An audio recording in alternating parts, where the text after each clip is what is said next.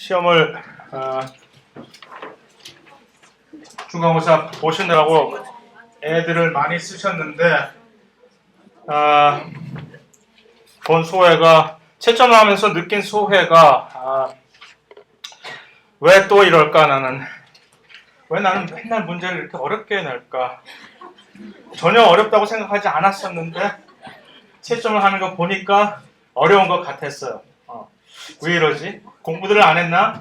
분명히 공부들을 안 하진 않았어. 왜냐하면 그 누구도 여기 83명 학생 중에 그 누구도 반더발스에 관한 문제 틀린 사람이 하나도 없어. 희한하지? 그러니까 아무도 그냥 막 무작위로 공부 하나도 안 와서 찍지는 않았다는 얘기거든. 뭔가 분명히 보긴 봤어. 예시 문제를 보긴 봤는데 그럼에도 불구하고 왜 이렇게들 그랬을까? 결국 내 탓이지 그럼 그거는. 왜 그럴까? 근데 뭐 이거 솔직히 고백하지만 이건 뭐 어제 오늘 일이 아니고 맨날 시험을 보면 난 이상하게 반평균이 50점대, 100점 만점에 50점대가 반평균이 되더라고. 이상하게. 그래서 뭐 미디안은 또 뭐야? 미디안이라는 얘기죠. 클래스. 제일 중간 치값을 지금 점수를 얻은 사람이 지금 83명 중에 100명이 합치면 50등을 한 사람의 점수가 미디안 이름인데 스펠링도 틀리고 지금 30.5라는 얘기가 결국 평균이랑 보통 미디안이 비슷하면은 그게 이제 정규 분포를 가까이 이룬다고 해서 이제 분포가 쫙 고르다라는 얘기인데 뭐 별 큰 의미는 없는 것이고 그래서 어쨌든 그럼에도 불구하고 42점을 맞은 사람이 2명이나 있어요. 그래서 그 학생들은 참 잘했다는 생각이 개인적으로 드는 게 왜냐하면 채점을 하면서 보니까 야 이거 정말 지뢰밭이더라고. 그래서 그 지뢰밭을 뚫고 나가서 그걸 안 틀리고 이렇게 42점씩이나 유지하려면 정말 하늘이 돕지 않으면은 얻기가 참 힘든 점수라는 걸 나도 개인적으로 좀 느껴서 참 잘 하셨다고 이제 뭐 아낌없는 찬사를 내가 보낸다고 얘기를 하면 뭐 좀 웃긴 표현인가? 어쨌든 그래서 지금 이것은 뭐 아무 의미가 없는 얘기지만 평균값이 그렇고 그러면은 이게 35%가 A를 만약에 기말에 준다고 할 것 같으면 지금 이 상황에서 수업이 끝난다면 한 이 정도 학생이 점수대가 A이지 않을까. A라는 얘기는 여기서 뭐 A 플러스도 있을 것이고 A도 있을 것이고 A 마이너스는 아마 없을 것이고 뭐 이 정도 수준이고 이 학생이 전부 A 플러스를 받을 수도 있고 아닐 수도 있고 그거는 뭐 그다음에 이 정도 점수대에 있는 학생들이 지금 현재로서 그러니까 이것은 정말로 아무 의미가 없는 얘기지만 뭐 B 정도? 이건 그냥 학칙에 의해서 이 이상은 그러니까 내가 이 점수대를 A를 아무리 주고 싶어도 절대 줄 수가 없는 상황이기 때문에 최대한으로 여기까지가 A를 끊을 수 있고 여기까지가 B라는 얘기는 주로 B 플러스를 얘기를 하겠죠 아마 그걸 끊을 수가 있고 그 다음에 여기 이하가 C 밑에이라는 그 정도 점수대 있을 때 그 정도 그냥 개인적으로 참고사항으로 알고 있으시면 될 것이고 일단 점수 계산이 잘 됐는지 그냥 이 늙어가는 머리 안 돌아가는 이 머리로 그냥 암산으로 하다 보니까 틀릴 수도 있을 것이고 점수 계산이 그러니까 혹시 모르니까 맞게 했는지 잘 하시고 그 다음에 채점 혹시 중간에 뭐 아니 도대체 이거는 왜 나를 점수 이렇게 깎은 거야? 뭐 나하고 무슨 감정 있어? 라는 뭐 그런 것도 얼마든지 수업 끝나면은 혹시 이의상이 있으면 와서 얘기를 하시고 그 외에 혹시 뭐 시험에 관한 질문 14번이라면 예시 문제랑 같은 문제인데 답이 달라가지고 14번 예시 문제랑 같았어요 문제가? 정말? 그럴 리가? 잠깐만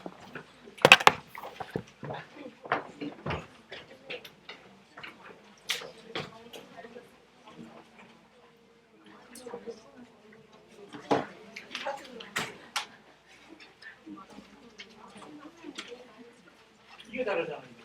이 문제도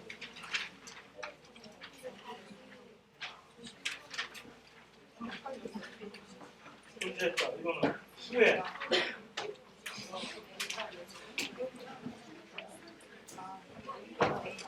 네, 그냥 해프닝으로 끝났습니다. 혹시 다른 무슨 뭐 시험에 관해서 특별한 질문? 네. 6번. 네. 비대칭 탄소 얘기하는 거죠? 그러니까 그 보면 거기에 그 물질 안에 비대칭 탄소가 4개인 거는 확인을 하실 수 있어요. 그러니까 각 비대칭 탄소마다 이 거울상 이성질체가 2개가 생기잖아요. 그러니까 그게 전부 쌓이고 쌓이는 거예요. 복리로 쌓이는 거예요. 그게. 각각에 이렇게 더해지는 것이 아니라 2의 4승이 되는 거지. 2 곱하기 4, 8, 8이 되는 것이 아니라 4개, 이거 하나당 거울상 이성질체가 있고 그 다음에 이거 하나당 거울상 이성질체가 있으면서 그거당 또 돌아가게 되니까.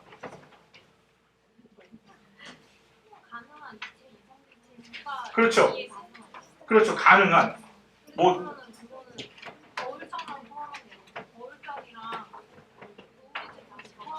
모든 그렇지. 거울상 이성질체라고 내가 모든 입체 이성질체를 다 포함해서 얘기를 한 거죠.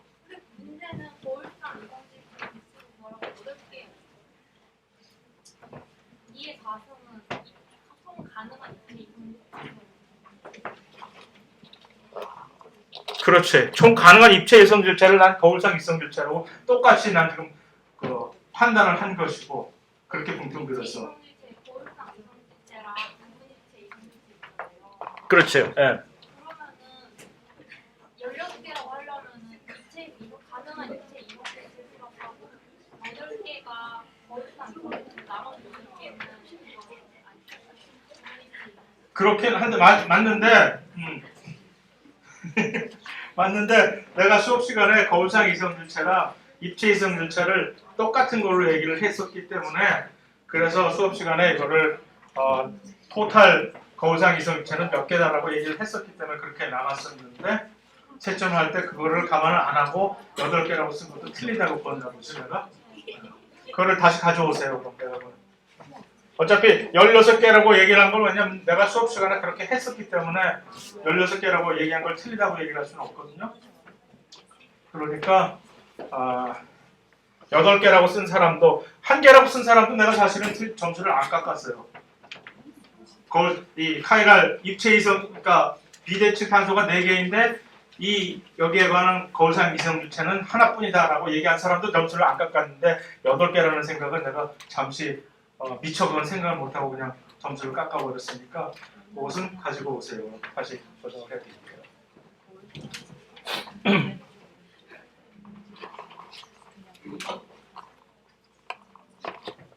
또 다른 질문?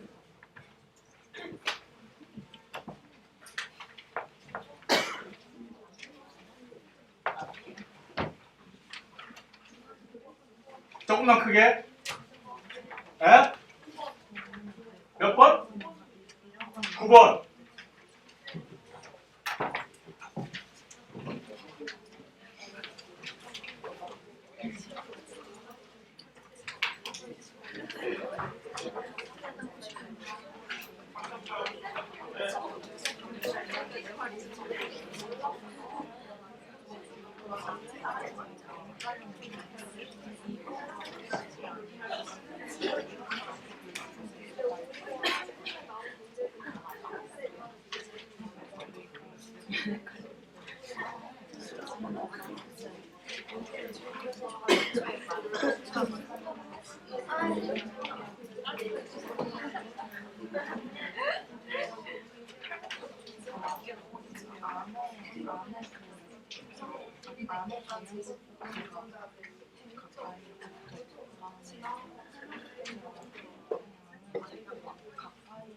왜 지나가졌다는 얘기는 끝나고 나서 얘기할 필요 없어요.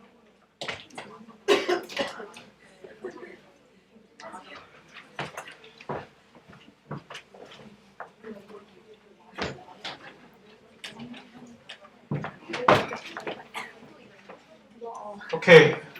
또 다른 질문은 혹시 또 다른 게 생각나는 게 있으면 수업 끝나고 또 해결을 합시다. 그리고 기말고사는 그래서 중간고사 끝나고 우리 정하기로 했잖아요. 화요일날 보는 거는 확실한데 요 14일날 볼 것인지 21일날 볼 것인지에 대해서 다시 말하면 21일날 보면은 14일날까지는 수업을 하고 진도를 나가고 그 다음에 21일날 시험을 보게 되는 거고, 이게 개인적으로 제가 선호하는 건 날짜는 요거고, 그러니까 이걸 안 할, 왜냐하면 그나마 1시간이라도 더 진도를 워낙 진도가 지금 늦어서 해볼 생각을 해서, 그래서 나는 21일날 봤으면 좋겠는데 큰 반대가 없다면, 다수가 찬성을 한다면 여기서, 그래서 괜히 또 이런 식으로 압력을 가해갖고 또 날짜를 구하네. 어쨌든 14일을 봤으면 좋겠다고 생각하는 사람 손을 한번 들어볼래요? 하나, 둘, 갑자기 많아지네. 엄청 많아지는데? 이럴 수가. 거의 과반수잖아 이거? 목요일날?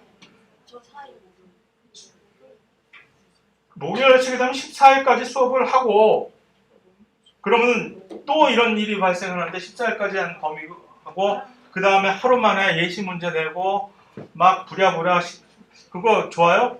그래서 한 주말 끼고 하는 게 좋겠다 싶어서 화요일에 했으면 좋겠는데, 제 생각엔. 아니면 아예 그 전주 목요일날까지 수업을 마무리를 하고 그렇게 얘기를 해야 되는데, 그러면 조금 내 생각에는 14일까지는 수업을 했으면 사실 그래서 한 건, 14일날 본다? 그러면 얘가 달라지지. 14일 아니면 목요일날 볼 수도 있겠구나 하긴. 그러면은 그 전주까지 수업을 끝내고 14일 대신에 16일날 기말고사를 보는 것도 하나의 방안이네.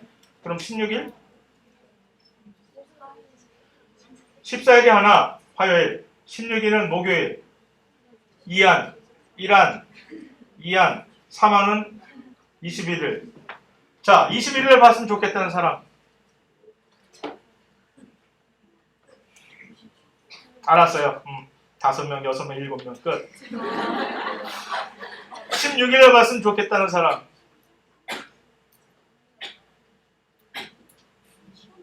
다시 한번 확인 사설. 14일날 봤으면 좋겠다는 사람. 오케이. 그러면 기말고사는 14일날 똑같은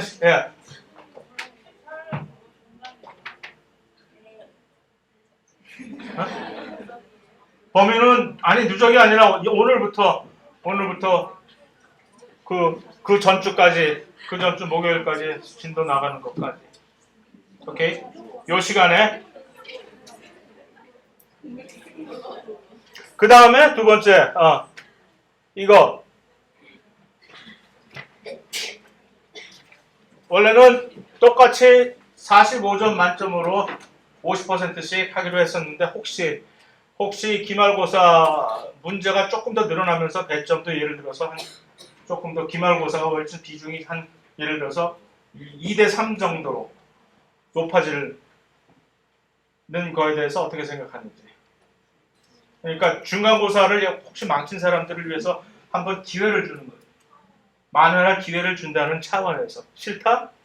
기득권자들의 항변? 좋다 싫다. 이것도 한번 투표해 볼까요? 오케이. 자, 그럼 문항수 100점 증가하는데 찬성한다는 사람들 손 한번 들어주세요. 이거 만만치 않은데?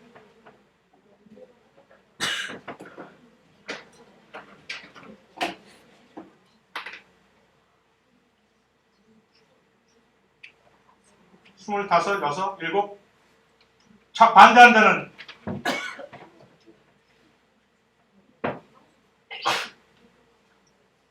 오케이. 알았어요.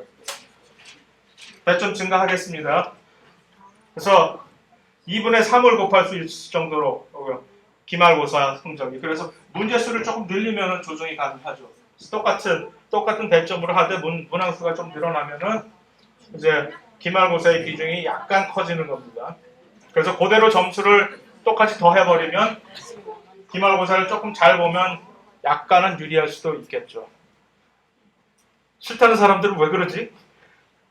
중간고사를 너무 잘 봐서 이걸 고이 간직하고 싶다. 뭐 그럴 수 있지. 더 망할까봐 그럴 수 있고 하긴. 언제나 인생은 배팅이니까.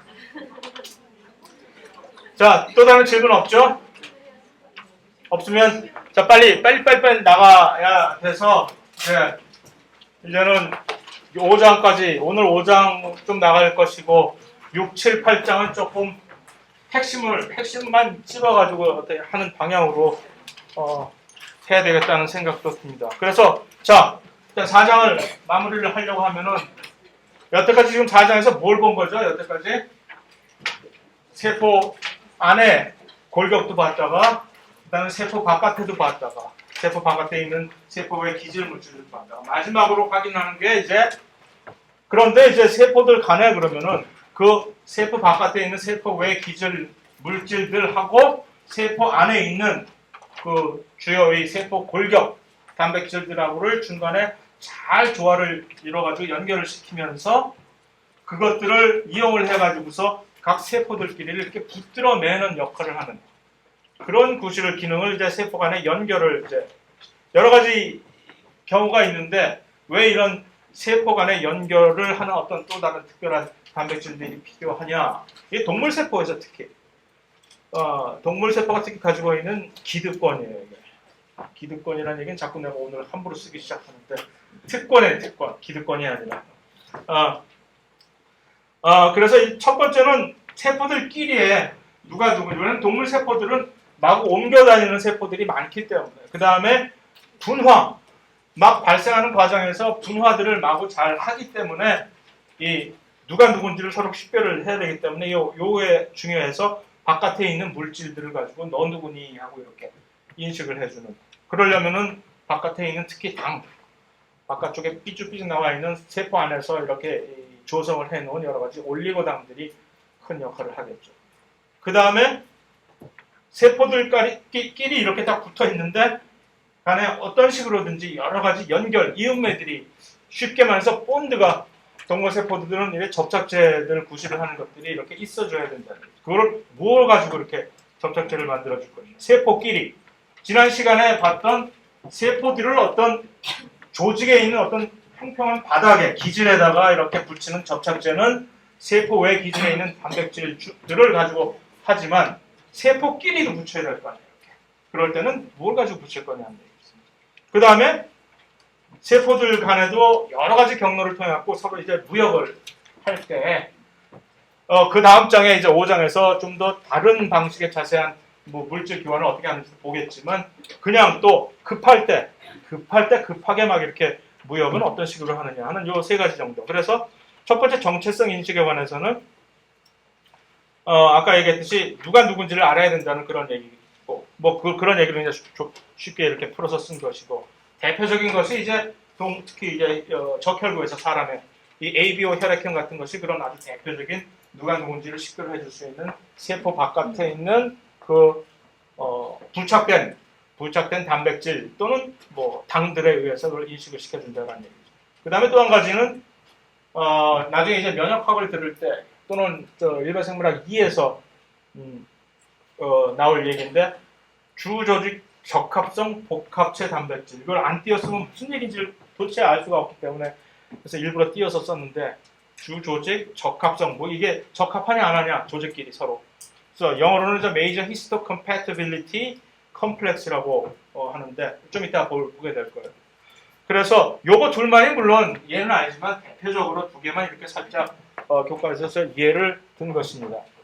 그래서 이 혈액형 중에서 A형이냐 B형이냐 O형이냐 또는 A, B형이냐 따지는 그런 뭐 일본하고 우리나라만 따지는데 자꾸 그런 것은 세포막에 이제 당 지질하고 이거 바로 막 표면에 세포 인지질 표면에 당을 직접 갖다 붙인 그 당 지질들이에요. 그것들의 형태에 따라서 이런 식으로 기본적으로 이제 이런 식으로 4개 종류의 당을 이렇게 딱 깔아주고 그 다음에 여기다가 특별히 하나의 당을 특별한 이게 누군지는 뭐 전혀 알 필요가 없고, 예를 들어서 퓨코스라고 하는 당을 하나 더 붙여놓으면은 이것은 혈액형 A가 되어버리는 거죠. 적혈구에다가. 거기다가 요거 대신에 또 다른 당, 요 그냥 갤락토스라고 하는 조금 더 흔히 들어본 그 갤락토스를 당 하나를 더 붙여버리면 요거는 B형 혈액형. 혈액형이라는 얘기는 결국 그 적혈구의 표면에 이런 형태의 당이 하나 더 붙어 있느냐, 이런 형태의 당이 하나 더 붙어 있느냐 따라서 너는 A형. 왜냐하면 특별한 당이 하나 더 붙게 됨에 따라서 항체들이 특별하게 그것들을 인식을 해갖고 넌 우리 편, 넌 우리 편이 아니니까 부셔버리겠다 하는 그런 반응이 생겨나기 때문에. 그런데 그 유전자가 이거 아니면 이것을 만드는 유전자가 돌연변이가 생겨가지고서 능력을 상실을 하게 됩니다. 그러니까 당 요거 또는 이거 그 두 개, 둘 중에 하나를 만들어가지고 갖다 붙일 수 있는 그 효소가 효소라는 얘기는 단백질인데 그 단백질은 결국 유전자에서 만들어졌어요. 그 유전자가 돌연변이가 생기면 둘 다를 갖다 못 붙이게 되는 거지. 효소가 없으니까 기능이. 그러면 이제 나처럼 O형 혈액형이 돼가지고서 모든 사람들한테 다 수혈을 해줄 수 있는 이렇게 아주 착한 사람이 될 수가 있는 겁니다. 어쨌든 그렇게 해서 인식들이 이렇게 해는 그러니까 요거 두 개가 다 유전자가 예를 들어서 어떤 사람이 개인이 이 효소와 이 효소를 둘 다를 가지고 있으면 효소의 형태인 거거든요. 이게 똑같은 염색체에 있는 그 장소에 그 당을 붙이는 효소가 약간 변형이 되면 이런 형태가 되고 이런 형태가 되고 하는 것인데 이것을 얘기했잖아요. 우리는 이 2배체니까 두 가지 형태를 다 가지게 될 수가 있는 거지. 염색체가 두 개니까. 그렇게 되면은 그 사람은 A, B형이 되는 거지. 둘 다를 다, 당 두 개를 A형, B형의 당을 둘 다 만들어낼 수가 있으니까. 뭐 그런 차이가 있는 것이고. 그래서 어쨌든 요는 그런 식의 세포 간의 인식 마커를 이렇게 사용을 할 수가 있다. 두 번째 예를 든 이 소위 말하는 Major Histocompatibility Complex라고 하는 이것은 면역세포 일종의 어떤 면역 특이적인 기능을 수행을 하는 면역세포 표면에 okay? 그것을 우리는 이제 항원 제시 세포라고 해요. 누가 침입자가 들어왔을 때 침입자가 세균이 됐든 또는 뭐 바이러스가 됐든 들어왔을 때 그들을 이제 그들의 특이적인 어떤 표지를 어떤 특정한 면역세포가 잡아먹어가지고 요것은 얘네들하고 특별하게 연관이 돼 있는 그 표지구나. 그럼 요걸 내가 알려줘야 되겠다. 왜냐하면 우리 백혈구 중에 많은 백혈구들은 직접적으로 그들을 인식을 못해요. 무슨 뭐 바이러스 표면에 있던 어떤 특정한 항원이라든가 뭐 세균 표면에 특별히 있는 항원이라서 직접적으로 인식을 못하고 바로 이 항원 제시 세포가 이렇게 숟가락으로 또 먹여줘야만 표면에 이렇게 제시를 해줘야만 그것을 얘가 이거 우리 게 아니라 나쁜 애들 거구나. 그럼 이것만 보이면 이제 가서 무조건 잡아서 파괴를 해야 되겠다 하는 나중에 이제 생물학 2에서 좀 더 자세히 나오게 되겠지만 그랬을 때 이것을 이렇게 세포 안에서 같이 이렇게 제시를 해주는 그것을 우리는 이제 주조직 적합성 복합제라고 해서 Major Histocompatibility Complex라고 단백질을 이렇게 여러 개 합쳐가지고서 세포 표면에다 이렇게 발현을 시키는 것을 얘기를 하는 거예요. 그래서 이게 이제 그래야 이제 특정한 면역세포, T세포라고 림프구라고 하는 그 면역세포가 그래야 이제 자기와 어떤 것이 나한테 속한 것이고 어떤 것이 저쪽 외부에서 유입된 어떤 특정한 물질이라는 것을 인식을 할 수 있게끔 도와주는 그런 역할을 하는 거죠. 그림으로 보면 이런 식으로 이렇게 그래서 요 안에서 이런 식으로 밖에다가 이렇게 요게 지금 세균이나 또는 바이러스에서 기인한 어떤 특정한 단백질 또는 뭐 어떤 물질이란 말이에요. 그거를 잘 간직하고 있다가 요것을 세포 표면에 같이 이렇게 싸가지고서 이렇게 제시를 해주는 거죠. 세포 표면에. 그러면 요거 날 잘 봐라.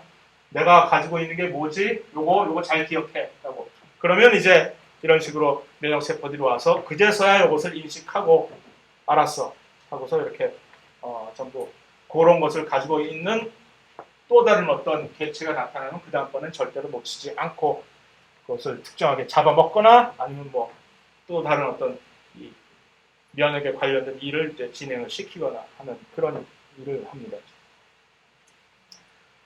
오케이. 그게 이제 주로 세포들 간의 표지의 인식을 하는 뭐 크게 대표적인 예를 두 개를 드는 것이고,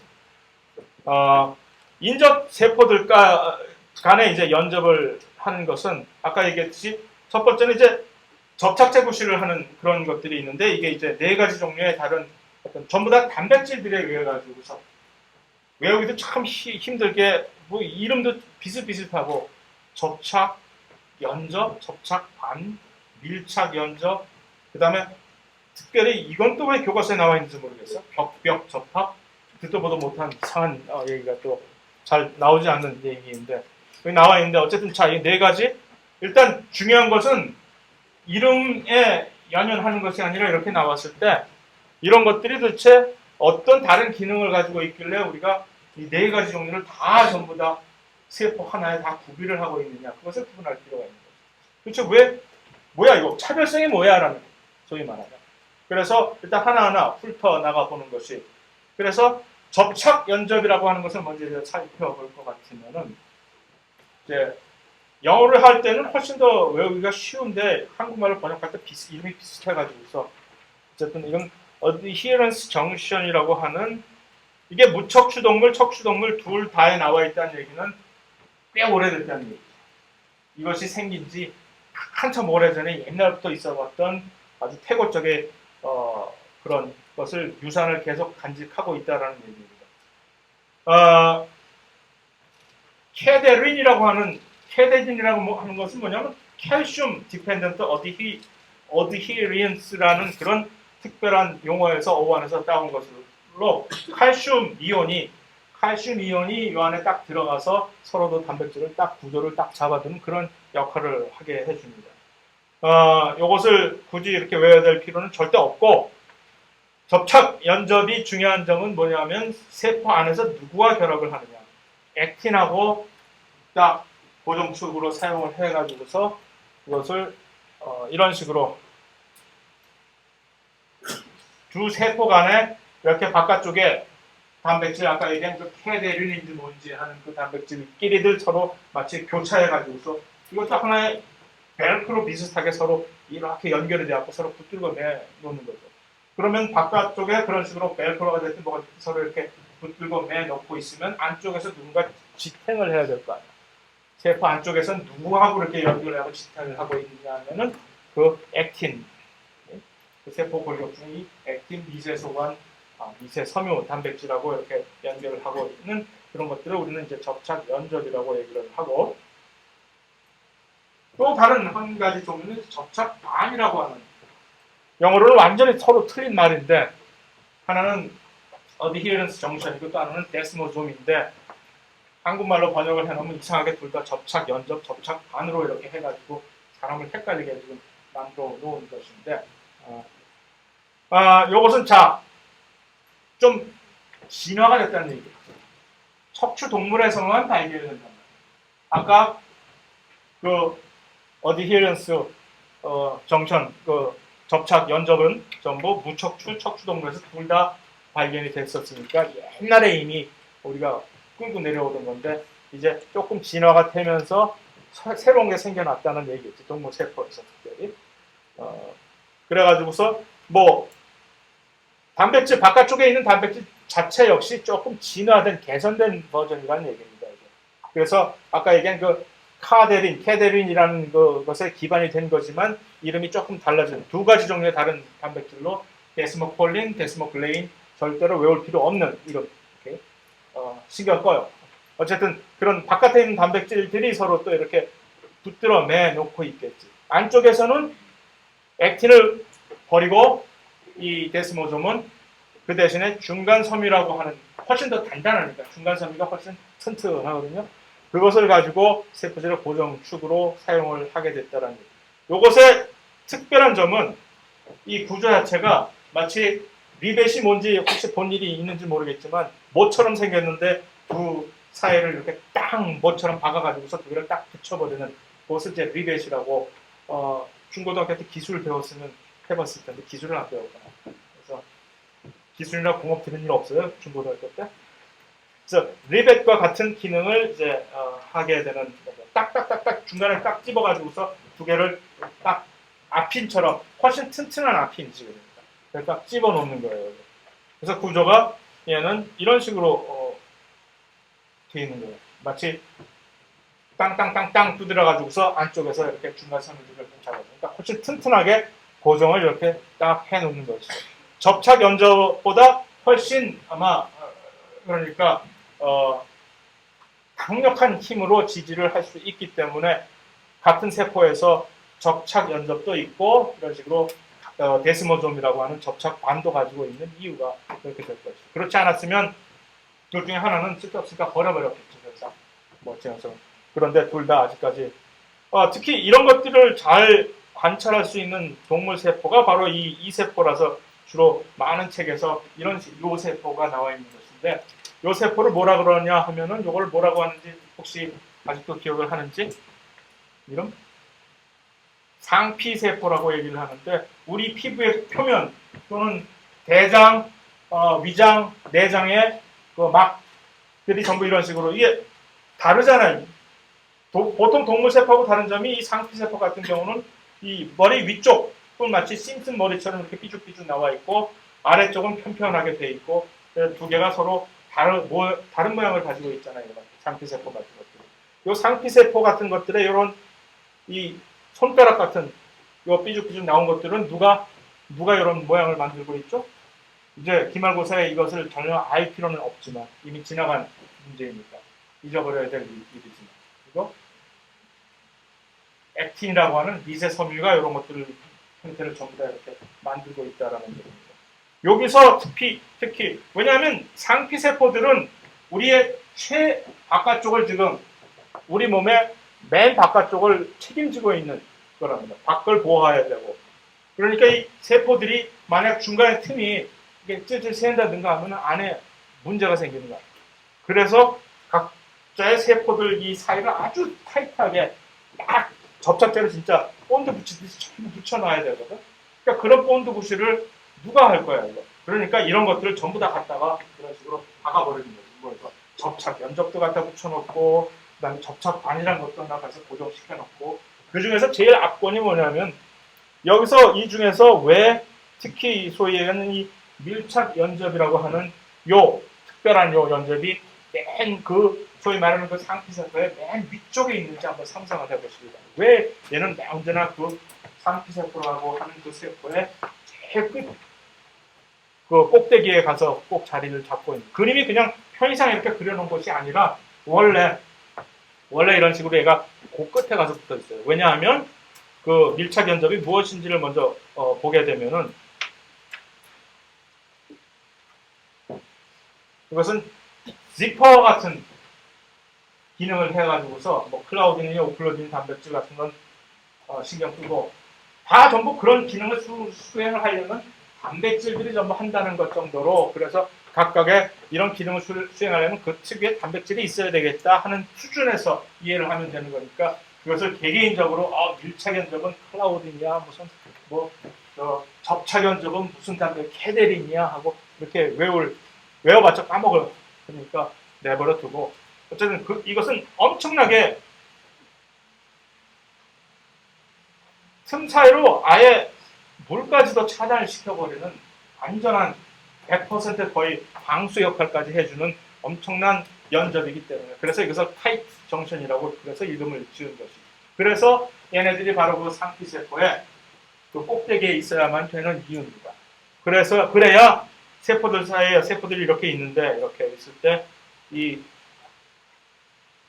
얘가 여기서 이렇게 잡아줘야 이 틈 사이로 무슨 뭐 물이라든가 또 다른 무슨 뭐 해로운 뭐 산이라든가 그런 것들이 요 틈 사이로 어떻게 비집고 들어가서 고요히 잠자고 있는 안에 있는 조직들을 침투를 못하게 그래서 여기서 최일선에서 최전방에서 그것을 완전히 막아주는 그런 일까지 하기 때문에 그래서 얼핏 들어서 아마 전혀 기억을 못하고 있겠지만 소위 말하는 이 혈뇌장벽이라고 하는 우리 이 뇌 쪽에는 심지어 혈액까지도 도저히 침투를 할 수 없게끔 완전히 필링을 그래서 그만큼 뇌를 보호하려는 그 혈뇌 장벽이라고 하는 그런 것이 있는데 물도 못 들어가는 정말 거기는.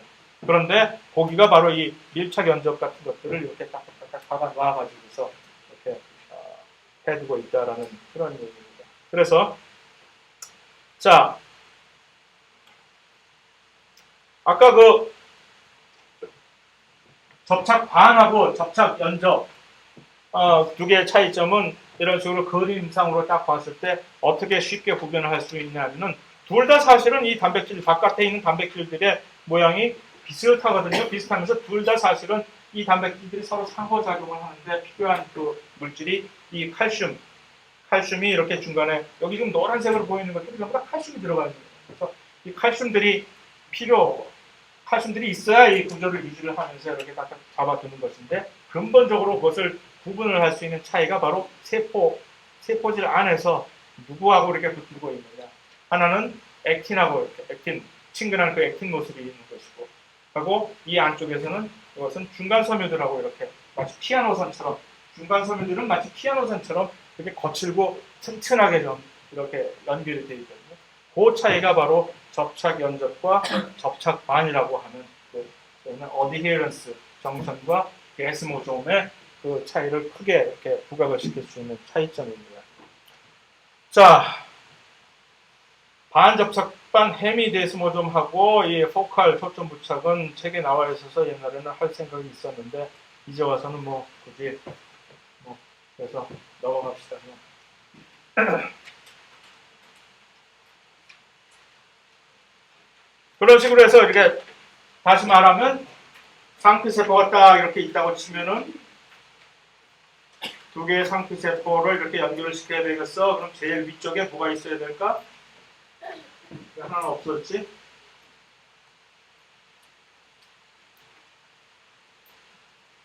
이렇게 있을 때 요 제일 위쪽에 누가 있다고? 소위 물조차도 거기에 통과시키지 않는 지퍼 같은 역할을 하는 타이트 정신이라고 하는 밀착 연결이 옆에 딱 그거를 C를 해주면 그럼 두 세포간을 이제 훨씬 더 힘을 받게 해주는 그 힘있게 이게 두 세포를 이렇게 마치 리베처럼 딱 집어주는 그런 구조가 뭐라고 얘기를 했죠? 접착반이라고 하는 리벳 같은 걔네들이 요 밑에 쪽에서 확실하게 이것을 붙잡아내고 그 다음에 중간에 이제 조금 더 요것들을 보강을 해주는 차원에서 이렇게 이 어디에런스 접착 연접이 이렇게 중간에 그 정도의 일반적으로 이렇게 형태로 조직이 되어 있다는 얘기입니다.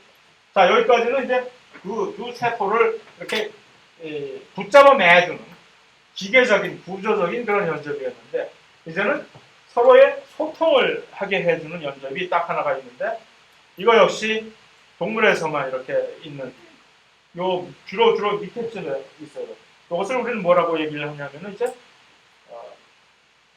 간격 연접이라고. 자 격벽 접합은 왜 그냥 놓고 지나가느냐?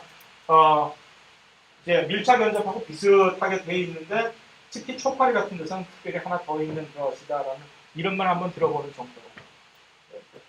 보통 웬만한 일반 생물학 책에서는 격벽 연접이 들어가 있지 않는데 특별하게 이 책에는 중간에 격벽 연접까지 소개를 이렇게 시키고 있네요. 어쨌든 그래서 비슷한 거다. 이름만 들어봤다. 시험에는 아마 안 나올 것이다. 이것은 이런 정도. 자 마지막으로 하나의 또 한 가지 이제 연접 단백질은 자 공통적으로 여태까지 본 것은 뭐냐면 전부 다 단백질들이 세포막에 있는 단백질들이 그 기능을 해주고 있다라는 점입니다. 여태까지는 전부 이렇게 접착제 구실을 비슷하게 해주는 그런 단백질들이었는데 이번에는 두 세포 간의 물질 교환을 이렇게 허용을 시켜주는 그런 것입니다. 이것을 우리는 간극 연접이라고 얘기를 합니다. 동물 세포에만 있는 것이에요. 이 간극 연접을 먼저 보면은 이 원형질 연락사라고 하는 것은 동물 세포에는 없고 식물 세포에만 있는 것인데 요것들의 말하자면 아류 짝퉁입니다. 이 간극 연접을 본따 가지고서 마치 그 기능을 이렇게 하는 것인데 그것은 이제 좀 이따 이제 어떻게 다른지 볼 것이고 그래서 이 간극 연접은 두 세포막 사이를 원래 세포끼리의 물질 교환은 엄청나게 이 규제가 심해가지고서 그래서 거의 어떻게 뭐 개인적인 비유인데 누가 공인을 이렇게 나한테 해준 것은 아니지만 개인적으로 간극 연접은 뭐라고 비유를 하고 싶냐면은 아마 FTA라고 하면 될까? 자유무역 협정 해가지고서 두 세포 간의 이 물질 교환을 정말 아무런 제한 없이 이렇게 서로 왔다 갔다 할 수 있게끔 허용을 해주는 그런 구조입니다. 제한이라고 하면은 크기 1kg 달톤이라고 하는 사이즈는 물론 우리 입장에서 보면 엄청나게 작은 사이즈이지만 세포의 입장에서 보면은 엄청나게 큰 사이즈거든요. 뭐 그러니까 1kg 달톤 정도 이하짜리 물질들은 무엇이든지 서로 이 통로를 통해 가지고 왔다 갔다 할 수 있게끔 해주는 것이죠. 보통은 되게 까칠해가지고서 포도당만이 통과할 수 있는 다른 특별한 통로, 무슨 칼슘 이온만이 따로 통과해서 통로 하는 식으로 각각의 물질마다 다른 통로를 마련을 해놓고 있지만 그러다가는 숨 막혀 죽겠다. 그러니까 이렇게 밑에는 이런 식으로 언더그라운드로 우리 지하 경제도 이렇게 만들어 놓자라는 취지에서 이렇게 나와 있는 것입니다. 이거 역시 단백질이 몇 개 무슨 커넥신 무슨 커넥손 하고 하는 그런 단백질 이름 기억하지 말고 단백질들이 중간에 파이프처럼 끼어 들어가 가지고서 이렇게 통로를 하나 만들어 놨다라고 이제 기억을 하고 있으면 됩니다. 그래서 그것들이 주로 보통 이 맨 밑에 이렇게 딱 자리를 잡고 있게 되는 거죠. 간극 연접이 특히 이제 물질을 이동시키는데 물론 중요하지만 특히 더 아주 아쉽게 중요하게 이게 활약을 하는 그 지역은 심장 지역에서 특히 심장 박동을 조절을 할 때 전부 똑같이 박동을 조절해야 되는 어떤 특별한 세포들이 있습니다. 그것을 박동 조절하는 페이스메이커라고 얘기를 하는데 그 친구들은 전부 동시에 이것을 수축을 이렇게 시작을 했다가 이걸 해야 돼요. 그럴 때 그들은 흔히 우리가 일반적으로 이제 사용하는 신경 전달 물질, 화학 물질을 가지고 조절을 못 합니다. 아니 못 한다는 게 아니라 그렇게 하면 효율이 낮지. 그래서 이 식으로 이런 간극 연접을 가지고서 특별한 방식으로 자기들의 이 박동을 조절을 지금은 뭔 소리 하는 건지 잘 모르겠지만 나중에 이제 신경 세포에 신경 전달을 할 때 다시 한번 제가 이제 끄집어 낼 테니까 그때 얘기하면은 혹시 그때 얘기하는 그 간극 연접 그것을 기억을 해 두시기 바랍니다. 그래서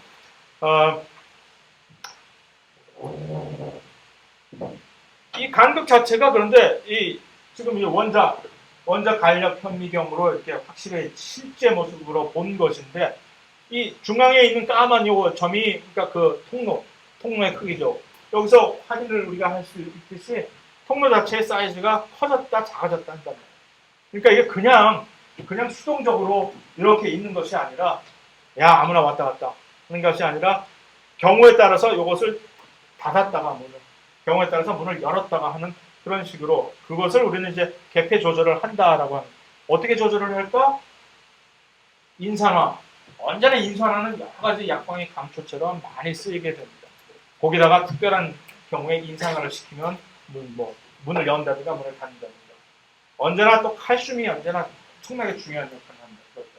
칼슘이 딱 신호가 오면은 이걸 연다든가 하는 식으로. 또 언제나 전기적으로 전류가 갑자기 전압의 차이가 생기느냐 마느냐 그런 것도 역시 이런 것들을 그러니까 일반적으로 그러니까 이것들 개개인적으로 인산화 칼슘 전압 이것을 이 간극 연접을 개폐를 할 때 조절하는 물질이다 외우는 건 쓸데없는 얘기고 간극을 개폐 조절을 할 수 있느냐 없느냐 이것을 인지를 하는 것으로 족하다는 얘기. 이것은 나중에 가다가 내공이 쌓이다 보면 인산화 칼슘 전압은 왜냐하면 계속 여기저기서 계속 치이는 게 똑같은 얘기가 나오니까 나중에 가면 그냥 찍어도 이걸 뭘로 열까 아마 인산화로 하겠지 하는 정도의 수준이 그냥 가만히 있으면 올라가게 되니까 지금부터 괜히 조바심 내가지고서 이걸 하나하나 외울 필요는 없다라는 게 제 개인적인 생각입니다. 자, 그게 이제 간극 연접이 그런 식으로 물질을 FTA라고 얘기를 했는데 식물에서도 그런 식으로 왜 너희만 FTA 해? 나도 한다. 왜냐 식물은 불행히도 조금 전에 언급한 세 가지의 그 연접, 그 밀착 연접, 밀착반, 이름들은 한국말로 계속 까먹는데, 무슨, 그 다음에, 모르겠다. 타이트 정션, 데스모점, 그 다음에 어디에서 정션, 그 세 가지가 식물에서는 전혀 없거든. 있을 필요가 없지, 식물에서는. 세포벽이 튼튼하게 자기들을 이렇게 구조를 해주고 있으니까. 하지만 이거 하나만은 간격 연적은 정말 있으면 좋겠다. 나도. 그냥 그런 식으로 해서 물질들이 이렇게 서로 왔다 갔다 하게 할 수 있으면 좋겠다라는. 그래서 자기들 나름대로 이렇게 개발을 해낸 것이 원형질 연락사라고 하는. 그래서 같은 기능을 담당한다고. 문제는 언제나 중요한 것인데 기능을 같이 똑같은 기능을 담당하지만 구조는 완전히 하늘과 땅 차이로 이 동물에서의 이 간극 연적은 단백질들이 세포막에 끼어 들어가가지고서 마치 관의 역할을 하는 것인데 식물에서는 마치 우리가 문 열어놓고 이 천 같은 거, 카페트 같은 거 중간에 끼워 놓으면 문이 안 닫히잖아요. 그런 식으로 하는 거. 이런 식으로. 요게 뭐냐면 활면소포체거든요. 두 세포가 지금 분열을 막 맞춘 다음에 이제 1차 세포벽이 막 생길 거잖아. 1차 세포벽이 생기고 나면 이제 끝인 거거든. 무슨 놈의 간극 연적이 뭐가 없는 거지. 그 윈도우가 닫히기 전에 마구마구 생길 때 중간에 야야 잠깐 하면서 엘리베이터 문 닫히려고 할 때 발 딱 내밀어가지고 이렇게 딱 걸쳐놓는 그거예요. 그것을 뭘로 하겠어? 막으로 하는 게 제일 좋잖아요. 단백질을 갖다 끼워 넣는 것이 아니라 이런 식으로 활면소 포체의 그 막을 세포 접촉 바깥에다 중간에 이런 식으로 걸쳐 놓고 그러고 나서 이제 그러면 지가 이래 놓으면 세포벽이 이렇게 생겨도 중간에 약간의 틈이 생기잖아요. 그 약간의 틈 사이로 그 약간의 틈이라지만 엄청난 틈이 되는 거예요. 그래서 많은 물질들이 그 사이로 이렇게 서로 똑같이 FTA를 수행을 할 수가 있는데 문제는 그것을 악용을 해서 이들도 식물 바이러스도 들어간 다음에 한 세포를 완전히 감염시킨다면 자 이제 어디로 갈까? 세포 벽 뚫고 나가기 매우 큰 일인데 다행히 이렇게 원형질 연락사가 중간에 있어줘가지고 그것들을 뚫고 이렇게 줄기차게 이동을 하게 되면 가능을 하게 된다는 그런 거예요. 거기까지 끝이네. 그래서 질문 없으면 자 그 다음 챕터는 많이 이제 연결이 되어 있는 챕터인데 이 세포를 완전히 끝내버리는 챕터죠. 요거까지 끝내고 나면 이제 바로 이제 물질 대사로 그 파트로 넘어가게 되는데 그래서 이제 생체막을 이제 다시 한번 살펴보는 시기인데 막에 대해서 일단 세포를 이제 밖에서부터 안쪽까지 그다음에 다세포까지 전부 이제 다 섭렵을 한 거잖아요. 지난 그 두 장에 걸쳐서. 그래서 그들의 세포 소기관의 구조들 그다음에 그들 간의 상호작용 하는 것들 전부 이렇게 살펴봤는데 자 다시 한번 세포 하나를 놓고 그럼 세포 안으로 물질 유입이 대사작용이 엄청나게 중요한 것인데 그것을 하려면 어떤 방식으로 어떤 프린시플이 있는 것이냐 원리가 그랬을 때 생체막은 일단 첫 번째로 이것을 가지고 있는 것을 인정을 해줘야 됩니다. 생체막은 아무나 다 통과시키지는 않는다. 그래서 이것을 우리는 이제 selective permeability라고 해서 선택적인 투과성이라고 얘기를 하는데 일단 물질 자체는 물질이 A라는 지점에서 B로 이동을 할 때 이런 방향성은 누가 이것을 딕테이트 하느냐 하면 그것은 농도죠. 이쪽에서 농도가 많고 B라는 지역에서 어떤 특정 물질의 농도가 적으면 그래서 화살표가 이쪽으로 부어지게 됩니다. 자연적인 법칙 자체. 그래서 그것을 우리는 확산이라고 얘기를 하죠.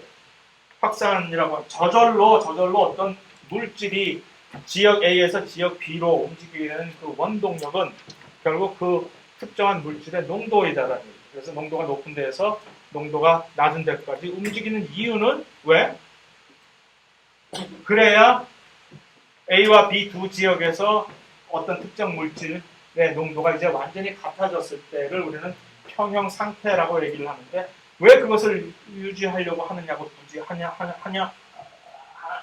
하면은 말하자면 그 엔트로피라고 하는 다음 장에서 나오는 그 개념이 무질서도라는 개념에서 그것이 언제나 그 무질서도를 증가시키는 하나의 이 개념으로서 이 물질의 농도 역시 그래서 이렇게 평형 상태로 높은 데서 나는 것을 이렇게 퍼져줘야만 그것이 되기 때문에 자연적으로 그것이 이루어지는 것인데 그래서 그것을 우리는 그 원동력 자체를 그 물질이 이렇게 농도가 높은 데서 낮은 쪽으로 이렇게 언제나 자연적으로 저절로 이렇게 움직이려고 하는 그 힘, 그것을 농도 기울기라고 얘기를 합니다. concentration gradient라고 해서.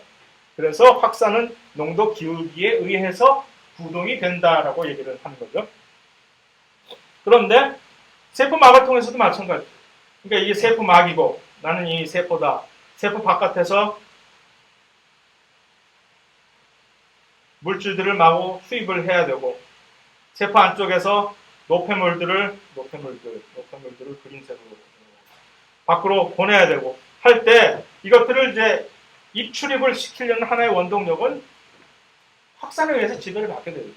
바깥에 물질이 많으면 안쪽으로 이렇게 들어오려고 할 것이고 많은. 그런데 이제 근데 문제는 이 세포막이라는 것이 아까 얘기했듯이 선택적인 투과성을 가지고 있기 때문에 누구는 선택적인 투과성이라는 얘기는 차별을 한다는 얘기죠.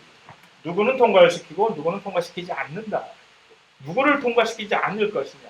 통과를 못하는 선택받지 못한 자들의 예가 바로 여기 나옵니다.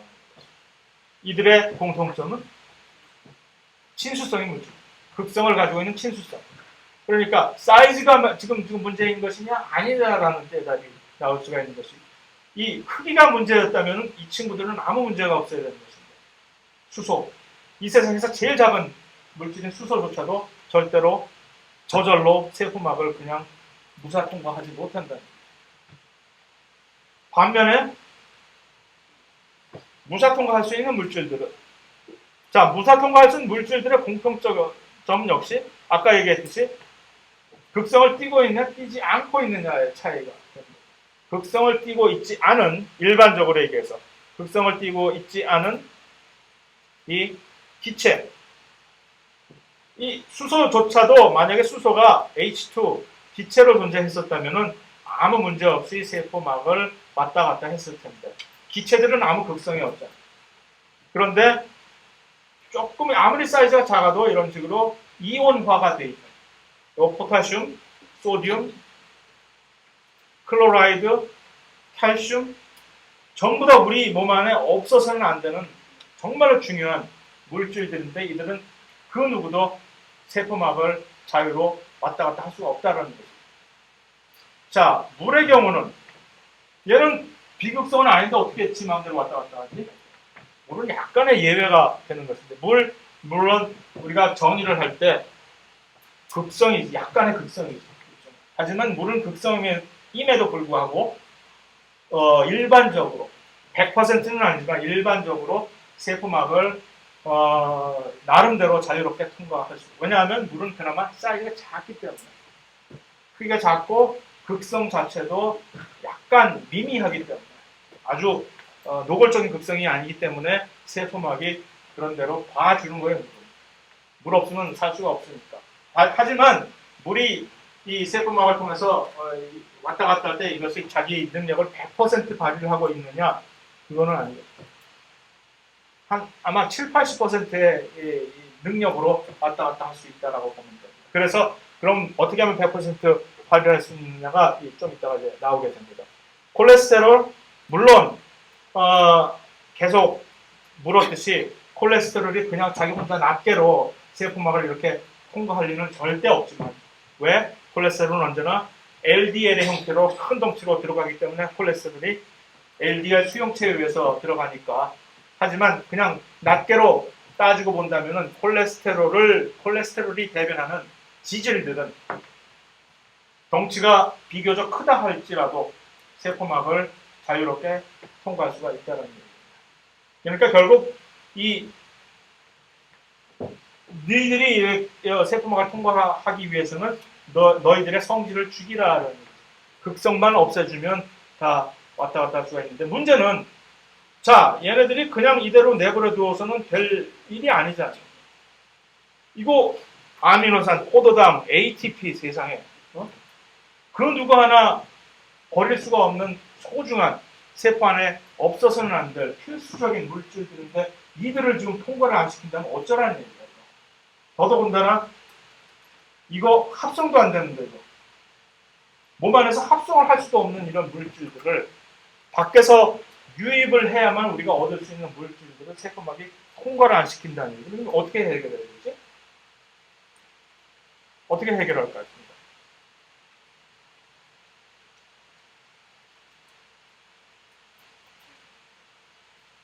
뭐 그러니까 여기 이런 것들이 있는 거예요. 특별한 전담반이 있어야지. 이 극성인 세포막을 통과하지 못하는 이들을 특별히 따로 특별하게 통과시켜주는 통로, 수송체, 단백질들이 중간에 세포막에 알몬드처럼 쫙 박혀 있어야만 이들을 출입을 가능하게 한다. 그것을 보는 장인데요. 그래서 이들이 어떠한 종류의 어떤 수송체들을 우리가 세포막에 가지고 있어야만 되는구나. 이들이 어떨 때 필요하구나. 이것이 이제 이 챕터의 목적이 됩니다. 그래서 첫 번째, 세포 자체가 물로 그득하다는 점을 이제 확인을 한다면은 물 안에는 여러 가지 우리가 이동을 시켜야 될 물질들이 녹아 있는 거 아니에요. 아까 얘기한 그 극성 물질들, 전해질들, 그것들이 녹아 있는데 그러한 녹아 있는 물에 녹아 있는 물질들을 우리는 용질이라고 얘기를 하고 정의상 솔루트라고 얘기하고 그러한 그것들을 녹이는 그 액체를 우리는 용매라고 이렇게 하는데 그럴 때 첫 번째 물 자체의 이동은 삼투 현상이라고 하는 특별한 방식의 특성에 의해서 물 자체도 그 막을 통해 가지고서 이동을 하게 됩니다.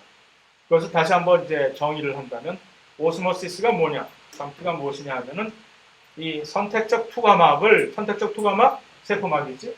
그다음에 또 다른 선택적 투과막 뭐가 있을까? 그냥 여러 가지 그냥 멤브레인도 선택적 투과막이고 소위 말하는 모기장도 선택적 투과막이고 누구는 보내고 누구는 안 보내는 건 전부 다 선택적 투과막이에요. 그래서 선택적 투과막을 통해 가지고서 물이 확산에 의해서 움직입니다. 확산에 의해서 움직인다는 얘기는 농도가 높은 곳에서 낮은 곳으로 움직이는 것을 확산에 의해서 움직인다. 그것이 바로 삼투라는 것의 정의입니다. 그래서 왜 삼투라는 현상에서 물이 움직이느냐, 그 선택적 투과막 사이를 두고 얘기는 용질이라고 하는 이것이 바로 그 물이 같이 있는 그 선택적인 투과막을 너무 커가지고서 통과를 할 수가 없다거나 또는 그 선택적 투과막이 어떤 특정한 용질을 좋아하지 않아가지고 통과를 안 시킬 경우에 그럴 때에도 이 용질에 관한 상대적인 농도를 평형 상태를 이루어주기 위해서 물이 대신해서 사나 오거라 안 오면 좋아 내가 대신 가마 너한테 하는 마음의 뜻처럼 이렇게 하는 것이 그 삼투 현상입니다. 그래서 일반적으로 어떤 물질이 이제 확산해서 움직일 때는 그 농도가 높은 데서 낮은 곳으로 움직이는 것이 일반적인데 그냥 우리가 제3의 관찰자의 입장에서 바라볼 때에는 이 물이 언제나 물은 우리가 신경을 안 쓰니까 물의 어떤 한 방향에서 용질이 농도가 높은 곳과 용질의 농도가 낮은 곳이 있다고 가정할 때 선택적 투과막을 사이에 두고 마치 용질의 농도가 낮은 쪽에서 높은 쪽으로 그렇지 움직이게 되는 그래서 이건 뭐야 반대로 움직이네. 하지만 물의 농도를 생각해 보면 이거 역시 물의 농도가 상대적인 농도입니다. 물의 농도가 높은 데서 낮은 곳으로 이거 역시 움직이는 겁니다. 그래서 이것을 확인을 해보면 이 유관에서 중간에 이렇게 선택적인 투과막을 딱 깔아놓고서 중간에 이 양쪽에 용질, 빨간 지금 동그라미로 지금 표현이 된 용질의 농도가 이렇게 차이가 났을 때 처음에 시작을 할 때 이렇게 됐다면은 원래는 이것이 선택적 투과막이 아니었다면 이쪽에 있는 용질의 농도가 높으니까 이들의 용질이 이쪽으로 움직여가지고서 이 용질의 균형 상태, 평형 상태를 이루고자 할 텐데 문제는 용질이 지금 움직일 수가 없으니까 상대적인 이 용질의 농도를 똑같이 해주려면 어떻게 해요? 물의 농도를 조절해줘야죠. 물의 양을. 그래서 물이 대신에 이쪽 방향에서 이쪽으로 이동을 해버리면 자 농도라는 게 뭐예요? 결국 어떤 특정한 입자가 얼마나 많이 있느냐 부피에 어떤 특정한 부피에 그러니까 이렇게 되면 둘 다 농도가 갚아지게 되는 거예요. 그것이 바로 삼투 현상이라는 얘기예요. 그래서 여기까지 끝낼 수 있을까? 아마 못 끝낼 것 같아요.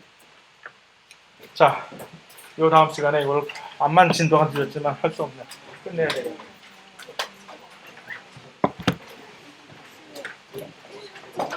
네.